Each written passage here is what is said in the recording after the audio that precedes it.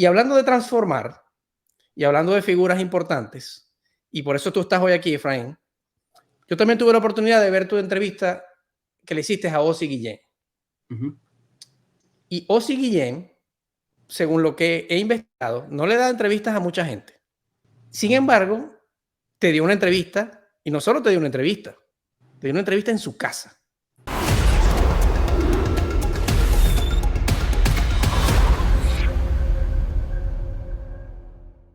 Bienvenidos a un nuevo episodio de Let's Go, un programa que nos invita a tratar de conseguir esa mejor versión de nosotros a través del deporte, que está lleno de lecciones. Y hoy me acompaña una figura que para muchos es un GOAT en el mundo del deporte. Nada más y nada menos que Efraín Sabarce. Efraín es un comunicador social y comentarista deportivo que tiene más de 15 años de experiencia en el mundo del béisbol. Es licenciado en comunicación social, es locutor certificado y es comentarista con experiencia en radio, televisión y en medios digitales. Efraín ha cubierto eventos como la Serie Mundial, el Spring Training, el Clásico Mundial de Béisbol y ha presentado eventos para grandes marcas. Es ancla desde 2015 del micro radial Deportes Mega en Venezuela y es comentarista también desde el mismo año de las transmisiones de béisbol de IBC, que es un canal de suscripción venezolano. Efraín además ha sido comentarista desde 2010 del circuito radial de los Leones del Caracas y por ahí empezamos mal, Efraín, pero no importa. Efraín también es conductor del podcast de entrevistas del canal de YouTube de Baseball Play. Efraín, bienvenido a Let's Go. Muchas gracias, Jorge. Agradecido por tu invitación. Mira, vamos a entrar en materia, Efraín, de una vez. Y a propósito de tus entrevistas en Más Allá del Diamante, yo veía una entrevista que tú le hacías a David Concepción. Y en esa entrevista, tú le comentabas a David de lo impresionante de haber jugado 19 años en Grandes Ligas y 23 años en la Liga Venezolana.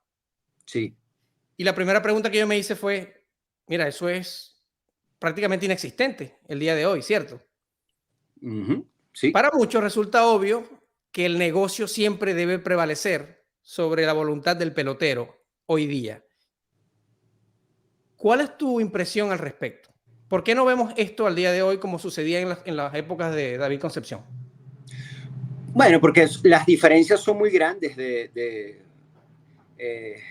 sueldo, monetarias, económicas, entre una liga y otra.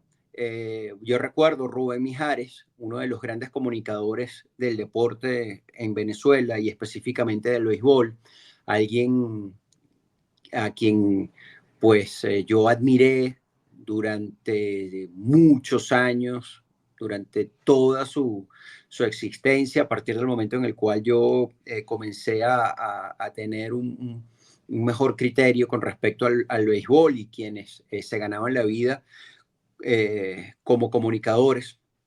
En el béisbol siempre contaba la anécdota de que él contrató a Dave Parker para jugar en Venezuela con el Magallanes en los años 70, porque Dave Parker, aun cuando era un pelotero ya establecido en grandes ligas, y lo mismo con Don Baylor, pues necesitaban el dinero que podían obtener jugando en la liga venezolana para terminar de pagar, por ejemplo, la hipoteca de sus viviendas.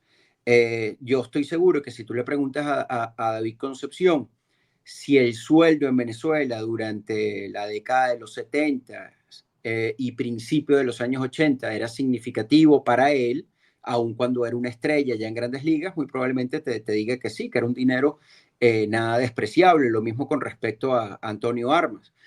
Tú hoy, pues, no puedes esperar que para peloteros como Ronald Acuña Jr., como José Altuve, como Eugenio Suárez, como Salvador Pérez, pues el dinero que puedan devengar jugando en la liga venezolana signifique para ellos algo importante en lo absoluto. Y el otro asunto es que, a diferencia de la gran mayoría de las ocupaciones laborales del ser humano, en el caso del deporte, sobre todo en el caso de los deportistas de alta competencia, como son los peloteros de grandes ligas, su futuro siempre es incierto.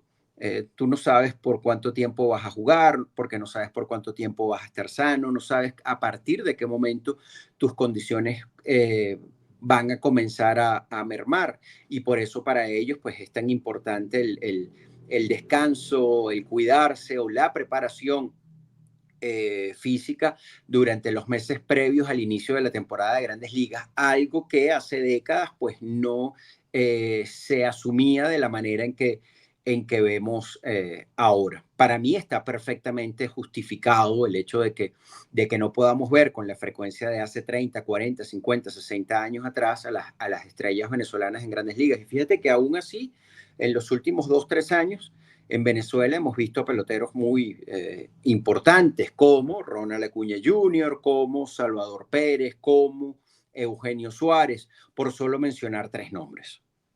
Sí, sí, estoy de acuerdo. Son otros tiempos, como tú bien sugieres, y el día de hoy siento que el negocio tiene la obligación de proteger a sus activos de una forma que quizás no existía antes porque el negocio no era tan grande. Fíjate que a título anecdótico tú hablas de que ellos necesitaban del dinero que podían devengar en las ligas invernales para pagar sus hipotecas. Obviamente eso hoy en día no existe. Pero tú hablaste de Ronald Acuña. Y eso me lleva a pensar en la siguiente pregunta que te quiero hacer, Efraín, porque Ronald Acuña ha jugado en Venezuela y contrario a lo que pasaba en la época en la que tú y yo éramos más jóvenes, donde disfrutábamos ver a estas estrellas venir a Venezuela sabiendo que cada vez era menos común, resulta que ahora lo criticamos, muchos lo critican, yo no, por el hecho de haber decidido jugar en Venezuela, considerando que esto es un elemento que puede atacar de forma negativa a su carrera en caso de tener una lesión, haciendo algo que quizás no necesita. Y ahí yo apelo a lo que yo siempre he considerado, que el deportista es primero deportista antes que un comerciante o antes que una persona de negocios. ¿Cuál es tu opinión al respecto de ver jugar a un pelotero como Ronald Acuña en la pelota venezolana? Bienvenido sea, cada vez que quiera. Eh, ¿Cómo, cómo criticar la posibilidad de ver a quien yo considero es el pelotero venezolano con mejores condiciones de cualquier época jugar en nuestro país? Además que las veces que lo ha hecho con intensidad, lo ha hecho entregando todo lo que tiene, que es un riesgo, por supuesto que lo es, que pone mucho en juego, por supuesto que sí, pero si él decide hacerlo, pues bienvenido sea. Relacionar esta última lesión de rodilla a su participación en Venezuela me parece absurdo, no hay manera de demostrarlo, pero no, yo no, yo de ninguna manera puedo criticar el deseo que él tenga de venir a jugar acá, de mostrarse ante su público. Sí, ahí estamos completamente de acuerdo, Efraín. De hecho, yo siempre comento que a pesar de que a mí me encantan todos los deportes, mi deporte favorito es el baloncesto. Y mi figura favorita históricamente ha sido Michael Jordan. Y yo trato de comparar muchas cosas con Jordan porque digamos que es esa referencia, no solo en el baloncesto, sino en otros deportes, como atleta, como deportista, desde el punto de vista físico, pero también desde el punto de vista mental. Y Jordan tenía cláusulas con los Bulls donde a él no le podían prohibir jugar baloncesto en el verano. Y por muchas peleas que venían desde la gerencia, pues él siempre se mantuvo firme con el hecho de que él era un jugador de baloncesto antes que cualquier otra cosa. Te voy a hacer otra pregunta, Efraín, y esto ha estado en boca recientemente y creo que va a seguir dando de qué hablar porque se viene el galardón del MVP en las grandes ligas y hay un bateador designado en la pelea. Y hay otros bateadores designados de antaño que se han quejado de que ellos debieron recibir el premio, pero que siempre al bateador designado se le ha ignorado como candidato al MVP. ¿Cuál es tu opinión al respecto sobre si un bateador designado merece ser o no candidato al MVP? Yo, yo no caigo, no me gusta caer en los absolutismos. Si bien mi tendencia siempre es a evaluar el aporte defensivo que pueda tener un pelotero particular para conseguir un premio individual como ese, y creo nunca haber votado en Venezuela, me parece, tal vez el caso de Alex Cabrera en la temporada 2013-2014, cuando quedó triple coronado y bateó el récord de cuadrangulares de Baudilio Díaz, cuando conectó 21 jonrones jugando para La Guaira, probablemente, pero de resto, creo que siempre he considerado el aporte defensivo que pueda tener un pelotero en particular para ese premio, y también admitiendo que dentro de los aspectos a evaluar de un pelotero, la defensa siempre es el más difícil porque es el más subjetivo, incluso en las grandes ligas en esta época, cuando hay mayores elementos como para tener una mejor idea con respecto a lo que ocurría hace décadas, de cuán importante puede ser un pelotero determinado cubriendo una posición específica. Yo siempre voy o en la mayoría de las oportunidades, voy a pensar que un pelotero que defiende de buena manera una posición, pues va a tener un elemento importante con respecto a un bateador designado, pero ha sido tan abrumadora eh, la actuación con respecto a los demás, el aporte ofensivo de Shohei Ohtani, que si yo tuviese el honor de votar por ese premio en la Liga Nacional, sin duda alguna, se lo diera a él. El 50-50 no solo es que no tiene precedentes. Y sí, es cierto, a partir de la temporada anterior en grandes ligas, los peloteros con mayores condiciones para robar base, pues tienen un mejor escenario para hacerlo. Pero es que cuando vemos, por ejemplo, el porcentaje de éxito robando bases de Shohei Ohtani con respecto a la media en grandes ligas en este momento, es decir, todo el mundo jugando bajo las mismas reglas, es muy grande. Justo hoy cuando hacemos esta entrevista y ya entrando en la última semana de la temporada regular, Ohtani tiene, para ser exactos, para ser precisos, Jorge, con respecto a esto, 93,2% de éxito robando bases. Y estamos hablando de alguien que tiene 55 bases robadas. Solo es superado por un pelotero entre los 30 equipos de grandes ligas en este departamento. La media de éxito robando bases en grandes ligas es del 79%. Shohei Ohtani tiene 93,2, es decir, es abiertamente superior. Y luego también, pues lo vemos liderando otros departamentos. Para mí no queda duda de que él tiene que ser el jugador más valioso de la Liga Nacional y terminará siendo el primero que a tiempo completo, como designado, gana el premio, porque es cierto, él lo ganó en 2021 y lo ganó el año pasado, pero en esas dos ocasiones él también lanzó y eso fue considerado. Y lanzó de una manera pues extraordinaria, mejor que la gran mayoría de los pitchers en grandes ligas, pero en esta oportunidad, por lo que sabemos, por su lesión, él se ha dedicado solamente a batear y lo ha hecho de forma superlativa, sin precedentes. Además, su cifra de cuadrangulares ya es un récord para los Dodgers de Los Ángeles.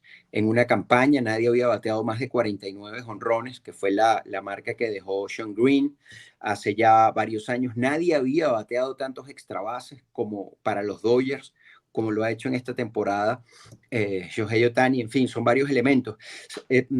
Yo hasta hace unas 3 semanas pensaba que que la pelea iba a ser más, que el debate iba a ser menos claro, porque Francisco Lindor estaba teniendo una gran campaña, no solamente bateando, sino también como shortstop para un equipo como el de los Mets, que está representando una muy buena historia, liderados por Carlos Mendoza. Pero Lindor lamentablemente dejó de jugar hace ya 2 semanas aproximadamente por molestias en la parte baja de la espalda, por lo cual Shohei Ohtani tiene que ser de manera unánime el jugador más valioso de la Liga Nacional. Sí, estoy completamente de acuerdo contigo y yo hacía un episodio hace unas semanas atrás con algunos fanáticos porque a veces me gusta conectar con fanáticos y ver cuál es su punto de vista. Yo siento que los fanáticos siempre tienen estas ideas tan originales y tan importantes, y yo he abierto esta plataforma también para que no solo vengan personas del medio como tú, que son expertos, sino que también vengan fanáticos a conversar. Y ellos me decían, que no necesariamente la defensiva te da el elemento adicional cuando estás peleando por el MVP si la defensiva no contribuye con las estadísticas que ayudan a tu equipo a ganar. De acuerdo, completamente. De acuerdo con eso. Por ejemplo, eh, Ted Williams. Ted Williams desarrolló toda su carrera como jardinero izquierdo, y fue jardinero izquierdo porque no podía ser designado a tiempo completo porque en ese momento no existía esa posibilidad en la Liga Americana cuando él jugó. Él se retiró en 1960, pero de haber existido el bateador designado en esa época, él hubiese sido bateador designado siempre porque defensivamente era muy deficiente. Pero bueno, todo el mundo recuerda y tiene a Ted Williams como una de las grandes leyendas del juego por su ofensiva. Pero de acuerdo a los reportes, a todos los testimonios, él era un pelotero que incluso defensivamente podía más bien perjudicar a su equipo. Así que yo estoy de acuerdo con eso que dices. ¿Es Luis Arraez un pelotero subvalorado? No, no, yo creo que no. Yo creo que no. Luis Arraez es visto como, o sea, es lo que yo percibo por los medios, como un pelotero, como un bateador extraordinario por su capacidad para hacer contacto, estar siempre bateando sobre 300 en esta época en la cual pues el promedio durante los últimos años ha estado, durante los últimos 3 años, ha estado siempre por debajo de 250, y verlo a él siempre sobre 300 jugando todos los días y con esa capacidad de contacto. La semana pasada pues terminó una cadena de apariciones al plato que llevó a casi 50, a 150 sin poncharse. No veíamos en las grandes ligas una cadena de apariciones al plato sin poncharse tan extensa como esa desde los tiempos de Juan Pierre en 2004, es decir, hace 20 años. Y todo eso yo veo que lo destacan en los medios estadounidenses, todas esas cualidades suyas como bateador. Luis Arraez no es un bateador de poder, Luis Arraez no es un gran defensor, y bueno, eso también, por supuesto, hay que decirlo, pero como bateador, chocando la bola, como hiteador, si nos permiten el término, es extraordinario, y a mí me parece que eso siempre, o desde hace al menos 3 años, a partir de su primer título de bateo, ha sido tomado muy, muy en cuenta. O sea, ¿tú consideras que su salario va acorde al nivel de pelotero que es al día de hoy? Yo creo, yo, yo creo que sí, yo creo que sí. Yo entiendo que lo que pasó con el arbitraje el año pasado tomó a mucha gente por sorpresa, pero en las grandes ligas pues están evaluando temas como la defensa, como la rapidez además de piernas. Arraez, a pesar de su contextura, no es un corredor rápido. Y esto lo digo no solamente porque, bueno, uno ve que él no sale a robar base. Eso tiene que ver con el hecho, eso está estudiado. No es un tipo que con frecuencia de pronto gana una base adicional por su velocidad, como sí lo hizo durante mucho tiempo en su carrera, y probablemente lo siga haciendo José Altuve, ¿no? A sus 34 años de edad en este momento. Buena parte de sus inatrapables y de sus extrabases se dan por la velocidad que él tiene de piernas. Ese no es el caso de Luis Arraez. Luis Arraez es un extraordinario bateador por su capacidad para hacer contactos. Es algo realmente fuera de lo común, y eso yo creo que es lo que hay que tomar en cuenta, y eso es lo que toman en cuenta en las grandes ligas a la hora de evaluarlo, y creo que de allí el por qué no tiene un mejor salario. ¿Quién es Luis Aparicio para Efraín Sabarce? Porque yo sé que tú hiciste un documental para Luis Ujú, Aparicio hace algunos años, ujú. con Martín Polar. Sí, Y también yo que te sigo en redes sociales, veo con la frecuencia con la que tú hablas sobre los logros de Luis Aparicio y la importancia que, que tuvo Luis Aparicio para el béisbol y que la sigue teniendo. ¿Quién es Luis Aparicio para ti? un venezolano extraordinario. Para mí es o sea, es uno de nuestros grandes orgullos. A mí lo que más me impresiona de Aparicio es que él, siendo hijo de quien fue, él fue capaz de sobreponerse a eso. No es fácil hacer eso. Fíjate, si tú le preguntas a hijos de grandes figuras al margen de la actividad, que se dediquen a lo mismo que su padre y que además tengan el mismo nombre, por lo general te van a decir que el peso es demasiado grande. Hay una responsabilidad enorme. Y Luis Aparicio Ortega, el padre de Luis Aparicio Montiel, nuestro Salón de la Fama de Cooperstown, él no jugó en Estados Unidos porque él sentía miedo al montarse en aviones. Era algo normal en las personas de esa época, de principios o de la primera parte del siglo pasado. Pero Luis Aparicio Ortega fue uno de los primeros venezolanos que pudo, a pesar de esto, salir de nuestras fronteras al ser contratado como pelotero profesional. Él fue shortstop en República Dominicana de los Tigres del Licey, y quienes lo vieron jugar decían que era tan bueno como resultó su hijo, con la gran diferencia de que, bueno, su hijo sí emprendió camino muy temprano a Estados Unidos, y ya supimos la carrera que tuvo. Pero Luis Aparicio en nuestro país fue Luis Aparicio Ortega fue en nuestro país una figura, un pelotero importantísimo en su época, durante los años 30 y 40.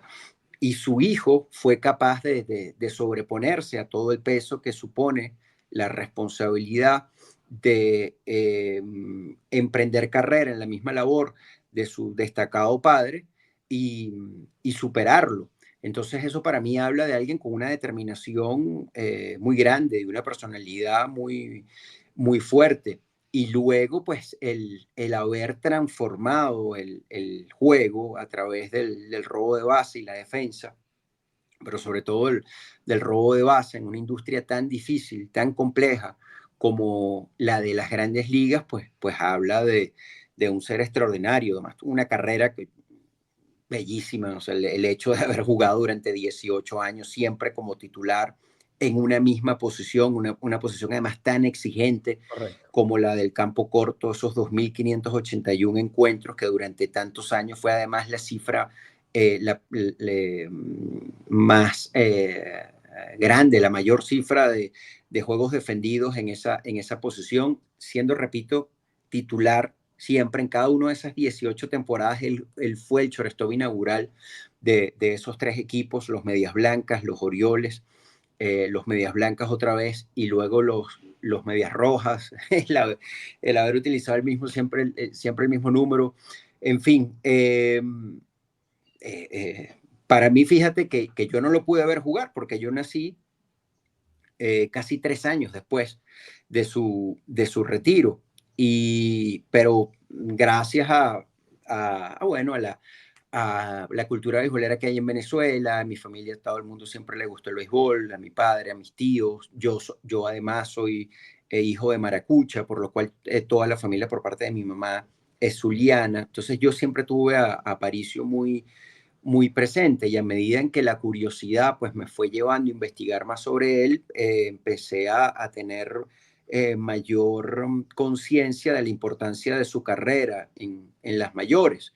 Y bueno, luego el haber podido conocerlo, haber trabajado con él para ese documental, el haber conocido a su familia, el tener ahora una estrecha relación con su hijo menor, Nelson Manuel, pues hace que para mí no solamente Luis Aparicio, sino la familia Aparicio Llorente en general sea muy querida para mí. Es un orgullo, y es nuestro máximo representante en las grandes ligas. Mira, Efraín, ¿te acuerdas que al principio cuando estaba haciendo tu introducción, que hablamos sobre los Leones del Caracas, te dije a título curioso, empezamos mal? Yo soy maracucho, yo soy de Maracaibo, por supuesto fanático de las Águilas del Zulia de toda la vida. Lo dije de forma graciosa porque obviamente hemos sido rivales históricamente en el béisbol venezolano, pero me alegra saber que nos parecemos un poquito, que tienes mamá Sí, maracucha. sí. Hablando de Luis Aparicio, tuve la fortuna también de conocerlo, Efraín, hace mucho tiempo ya, fue en 2007 cuando lo conocí, a través de un familiar que también es cercano a Luis y al señor Luis Aparicio, y tuve la oportunidad de que me firmara unas barajitas y unas pelotas. De hecho, yo llevé varias y era cerca de una Navidad. Y esas, por supuesto, yo me quedé con una para mí y las demás se las regalé a mis amigos y familiares cercanos que yo sabía que eran tan fanáticos y amantes del béisbol como lo era yo, porque necesitaba que fuese alguien que fuese a valorar significativamente Claro. la firma de Luis Aparicio. Pero hablando de Luis Aparicio, voy a pasar a la próxima pregunta, Efraín. ¿Qué atributos para Efraín Sabarce hacen a un deportista un mejor de la historia? Bueno, tienen que... una de las cosas que yo creo debe tener esa persona es transformar el juego. Tener un aporte que haga que la actividad deportiva sea distinta a partir del momento en el cual él comenzó a practicarla en un nivel alto. ¿Por qué, por ejemplo, Babe Ruth?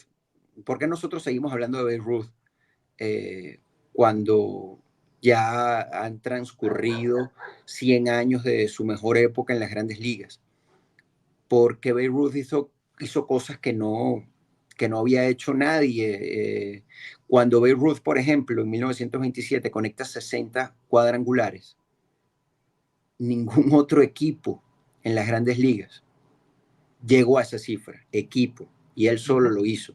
Él transformó el juego. A partir, por cierto, de una modificación en 1920, justo cuando él empieza a batear, a dejar de ser lanzador para dedicarse a tiempo completo a batear, pues las pelotas empiezan a ser mejores. Y entonces es cuando comienza lo que conocemos como la época de la pelota viva. Pero sin embargo, aún así, 7 años después, en 1927, todo el mundo jugando con la misma pelota, pues se da esto que te acabo de comentar. Y eso pues hace que Babe Ruth para mí pues sea eso, ¿no? El mejor de la historia. Pero entonces ahora vemos en 2024 o en estos últimos años a Shohei Ohtani, que es capaz de lanzar y de batear en un nivel combinando las dos cosas, sobre todo como lo hizo el año pasado, como lo hizo en 2021, como lo hizo en 2022, como no lo hizo Ruth hace 100 años. Ruth más bien dejó de lanzar para convertirse en un bateador a tiempo completo. Y en el caso de Shohei Ohtani no. Entonces, por eso, aún cuando estamos hablando de un pelotero que tiene solo 7 temporadas en grandes ligas, quien hoy diga que Shohei Ohtani es el mejor pelotero en la historia de las mayores, creo que no está diciendo ninguna locura. Porque estamos viendo a alguien que de manera superlativa está concretando algo que es muy, que es muy disímil entre sí. O sea, el lanzar y el batear es completamente distinto. Necesitas preparación, una preparación distinta para cada una de las cosas. O sea, para mí, tienes que ser una persona prácticamente sobrenatural para en este momento de la historia, en la superespecialización del deporte, sobre todo en el béisbol, destacar, ser dominante, estar por encima del promedio en la meca del béisbol en las grandes ligas, haciendo las dos cosas. Tú tienes que ser un sobrenatural. Ya es así como yo veo a Shohei Ohtani. Por eso, quien diga hoy que el japonés es el mejor de la historia, para mí no está exagerando, no está diciendo ninguna locura. Estamos de acuerdo, Efraín. Siento lo mismo. Yo lo único que agregaría es que el componente personal para mí tiene algo de peso a la hora de evaluar a un deportista como un todo y convertirlo en un ídolo que puede ser una figura referente para todos nosotros. Es decir, qué pasa fuera de la cancha o fuera del terreno también, en mi opinión, tiene cierta relevancia a la hora de comparar deportistas sobre quién es mejor que otro, más allá de lo que digan los números, pero sin duda alguna su capacidad de transformar el deporte tiene que estar allá arriba como elemento comparativo. Y hablando de transformar y hablando de figuras importantes, y por eso tú estás hoy aquí, Efraín, yo también tuve la oportunidad de ver tu entrevista que le hiciste a Ozzie Guillén. Y Ozzie Guillén, según lo que he investigado, no le da entrevistas a mucha gente. Ozzie es bastante reservado en ese sentido. Sin embargo, te dio una entrevista, y no solo te dio una entrevista en su casa. Ozzie Guillén dijo en esa entrevista que él te considera entre los mejores y te respeta. Para mí esa palabra es fundamental en el deporte y en la vida. ¿Cuál es tu definición de grandeza, Efraín? Yo lo que te puedo decir, si te estás refiriendo al desarrollo de mi profesión, de mi oficio, yo soy periodista graduado en la Universidad Central de Venezuela. Yo siempre quise ser periodista deportivo dedicado al béisbol desde muy niño. Yo, como he dicho en otras oportunidades, yo no me considero ni muy inteligente ni muy talentoso, pero si alguna virtud tengo es la de, primero, haber sabido temprano qué era lo que quería hacer en la vida, cómo ganarme la vida, y luego pues ir por ello, ¿no? Trabajar, ser constante en eso. Yo lo que le recomiendo a quienes comienzan carrera o pretenden comenzar carrera en esta profesión o en cualquier otra es que no se queden con lo que aprenden, por ejemplo, en la universidad, que vayan más allá, porque al salir de la universidad todos somos iguales, todos somos licenciados en comunicación social. ¿Qué es lo que puede hacerte a ti o cuál es una de las cosas que creo? Esto es desde mi perspectiva, desde mi experiencia, hacerte destacar la capacidad que tú tengas de investigar, de dedicarle tiempo a una actividad. El no quedarte con el conocimiento superficial que puedes conseguir, por ejemplo, a través de las redes sociales, mm, mm, entrando a una aplicación que está al alcance de la mano, es decir, en el teléfono o en tu tablet. Si tú encuentras un dato, si tú encuentras un nombre, si tú encuentras algo, por ejemplo, a través de las redes sociales, que te llame la atención, algo de lo cual tú no tenías conocimiento y a ti te interese realmente esa actividad, pues aprovecha el tiempo e investiga sobre eso. No te quedes con el tweet de 160 caracteres o un poco más, dependiendo de, de, de quién lo publique, ¿no? Si realmente te interesa, si tú quieres avanzar, si tú te quieres destacar, si tú quieres profundizar, si tú quieres brindarle algo más a tu lector, a tu oyente, pues dedica el tiempo a investigar, a profundizar tus conocimientos. Esa es una de las cosas que yo creo es necesaria para poder ser un mejor periodista, en este caso un periodista dedicado al béisbol. Eh, Osvaldo Guillén para mí resultó una persona muy eh, generosa conmigo. Evidentemente es un trato especial que me brinda. Yo creo que tiene también que ver con el hecho, Jorge, y esto siempre también se lo digo a quienes están comenzando en esta profesión, que es muy importante estar. Cuando digo que es importante estar es, si tú estás cubriendo baloncesto, si tú estás cubriendo fútbol, si tú estás cubriendo béisbol, ve al estadio todas las veces que sea posible y ve temprano, está allí, observa, observa, ve qué es lo que está pasando a tu alrededor. Trata de poner tus cinco sentidos en el lugar en el que estás, porque de esa manera tú vas a aprender, vas a absorber, pero también a través de la presencia constante en el lugar de los hechos, pues sus protagonistas te van a ver y en la medida en que ellos te vean con frecuencia, pues eso va a ayudar a ganarte su confianza.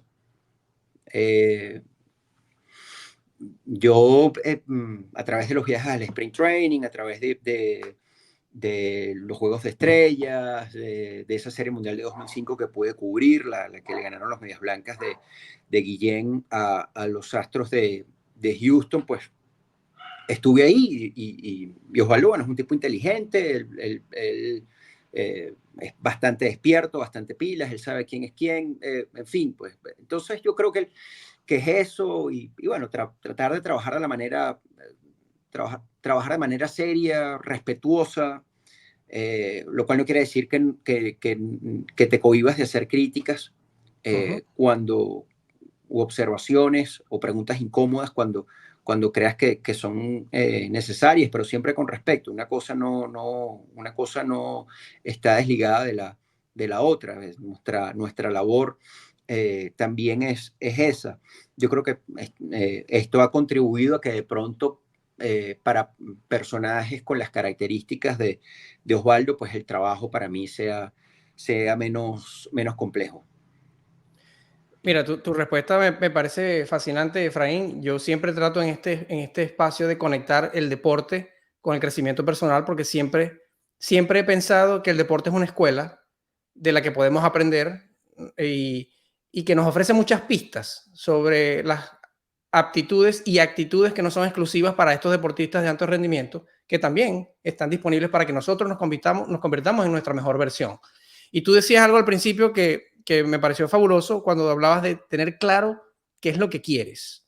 Y la claridad es una característica por excelencia de los deportistas de alto rendimiento y de las personas en el mundo en general que se convierten en personas de alto desempeño. Tener claro quién eres y a dónde vas. Pero tú también hablabas de muchas cosas que tienen que ver con el coraje. Comentabas hace poco sobre el estar allí y hacer preguntas que a veces puedan ser incómodas, pero que van con la mejor intención de generar conocimiento, de intentar generar un diálogo que al final nos nutre a todos.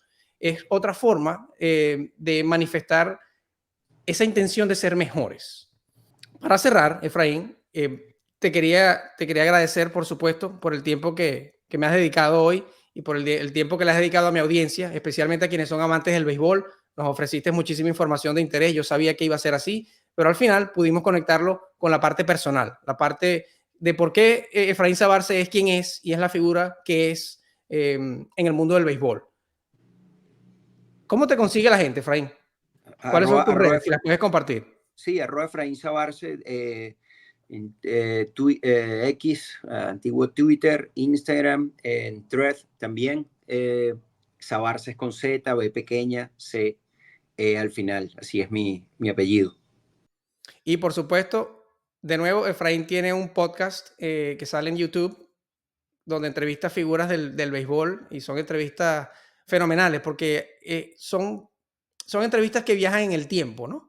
En muchos casos y en algunos casos como el de Ozzy, no son tan antiguas como la de Concepción, de David Concepción.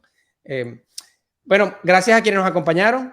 Ojalá hayan disfrutado del programa. De nuevo, agradecerle a Efraín. En las notas del episodio, pues colocaré las redes para que ustedes comiencen a seguir a Efraín si todavía no lo siguen, porque Efraín tiene píldoras todos los días fabulosas del mundo del béisbol, de las que todos podemos aprender. Efraín, agradecido de nuevo. Y esta es tu casa. En algún momento me encantaría hacer esto en persona. Es lo que le digo a todos mis invitados. En algún momento en el futuro me encantaría tener este tipo de conversaciones en persona, porque la invitación es a que todos nos convirtamos en nuestra mejor versión y personas como tú siempre son una referencia para nosotros. Un abrazo y aquí nos despedimos con una señal de costumbre que es nos fuimos. Chao, Jorge. Muchas gracias a ti.